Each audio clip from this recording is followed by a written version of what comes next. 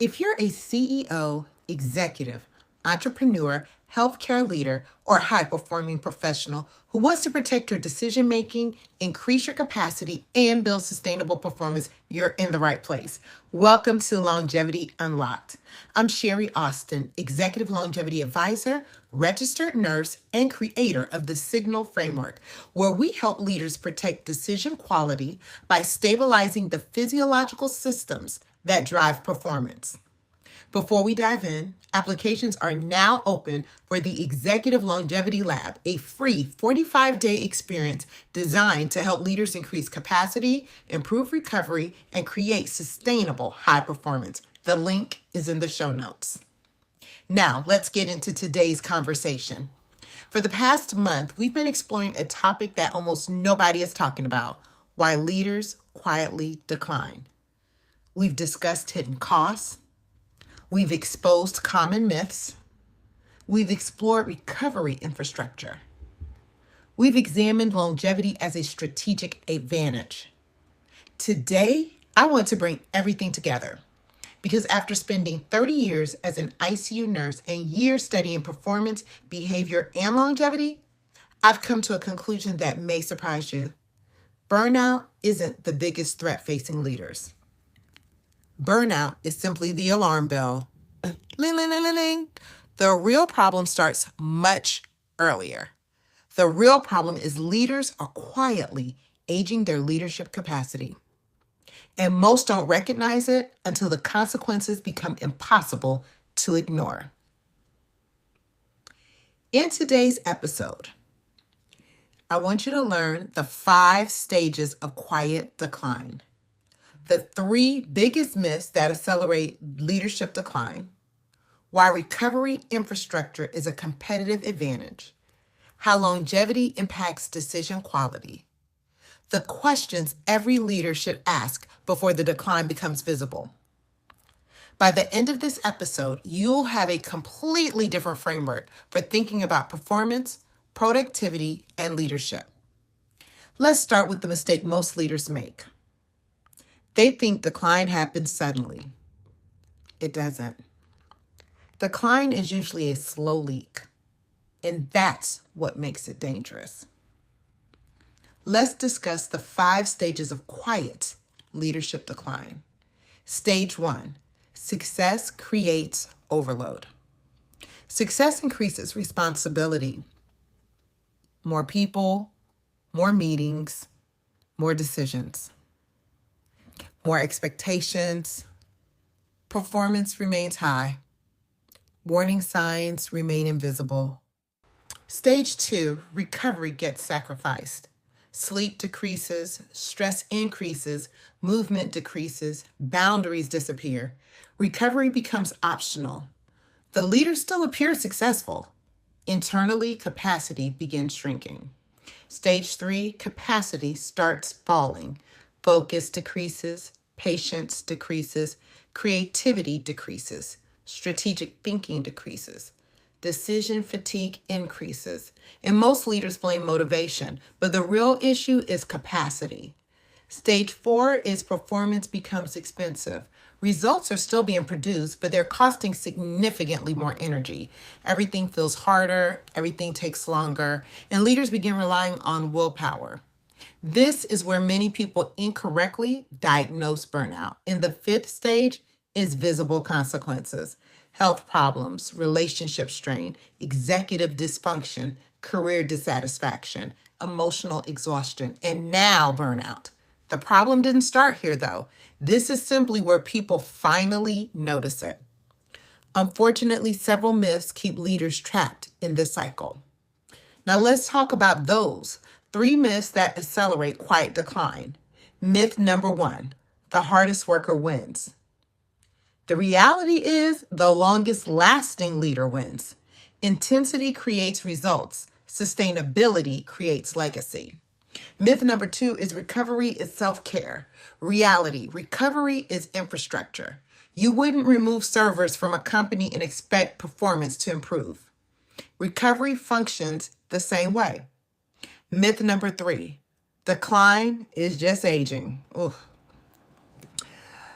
The reality is that many symptoms attributed to aging are actually symptoms of chronic depletion, poor sleep, stress overload, inflammation, decision fatigue, recovery deficits. The issue is often physiology, not age. So if hard work isn't enough and productivity isn't the answer, what is? It's recovery infrastructure. That's the missing leadership system. Most organizations invest heavily in operational infrastructure. Very few leaders invest in recovery infrastructure. And recovery infrastructure includes your sleep systems, stress regulation, movement, nutrition, boundaries, reflection, emotional processing, cognitive resets. Without recovery infrastructure, performance eventually becomes unsustainable. Recently, I experienced this personally. After years of operating in survival mode, I began intentionally increasing recovery capacity, not productivity, recovery. I started getting more sleep, walking daily, meditating daily, going to hot works 4 times a week, and setting non negotiable boundaries. And guess what? My nervous system regulated. What surprised me wasn't how much less I accomplished, it was how much more I accomplished. Because I wasn't constantly fighting exhaustion. I wasn't pushing through depletion. I was operating from capacity. And that's a very different experience. And this brings us to what may be the most important lesson of the entire series. Longevity is the ultimate leadership advantage. Most people think longevity means living longer. That's not what I'm talking about. Executive longevity means preserving your ability to think clearly, make decisions, adapt, lead, influence, execute for years and decades. The future belongs to leaders who can sustain performance without sacrificing themselves. And the future belongs to leaders who understand that physiology drives performance.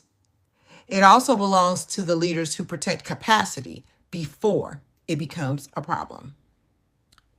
Research has consistently demonstrated that sleep deprivation, chronic stress, and elevated inflammation negatively impacts executive functioning, decision making, emotional regulation, and cognitive performance. In other words, the quality of leadership is directly influenced by the condition of the leader, not the wellness, that's governance, and that's risk management. That's leadership strategy. Here's the executive longevity audit. I want you to ask yourself these questions. Question number 1, what is currently accelerating my decline?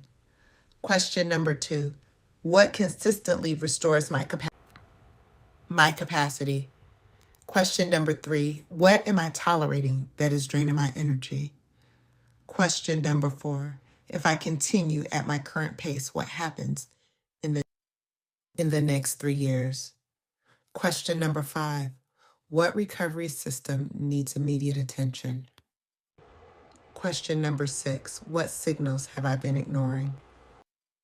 And question number 7, what would become possible if I increase capacity by 20%? We've spent an entire month talking about why leaders quietly decline. Here's the conclusion. Most leaders do not have a productivity problem. Most leaders do not even have a motivation problem. They also don't have a discipline problem. What they do have is a capacity problem. And capacity is built through recovery. The leaders who thrive in the future will not necessarily work harder. They will recover better. Because sustainable performance isn't created by constantly pushing. It's created by learning when and how to restore. And that may be the most overlooked competitive advantage in leadership today. If today's episode resonated with you, I invite you to join the Executive Longevity Lab starting Monday, July 6th. For 45 days, we'll focus on increasing capacity, protecting decision quality, strengthening recovery infrastructure, and building sustainable high performance. The link is in the show notes. If you found value in this episode, share it with another leader who needs to hear it.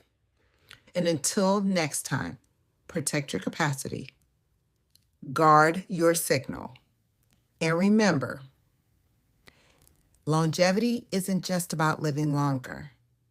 It's about leading better for longer. Until the next time.